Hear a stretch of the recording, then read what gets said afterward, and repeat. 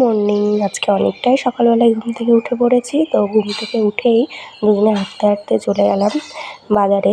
তো আজকে একটা জায়গায় যাব, ওই জন্য দুজনে বাসে করে চলে এলাম। তো মেনলি আমরা একটা মার্কেটে গেছিলাম মাখন কিনতে, ঘি বানাবো বলে।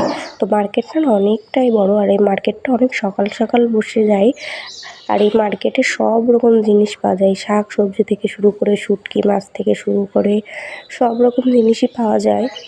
আর এখানে না অনেক ফ্রেশ মাখন পাওয়া যায়, ওই জন্যই আমরা মাখন কিনতে গেছিলাম ঘি বানাবো বলে।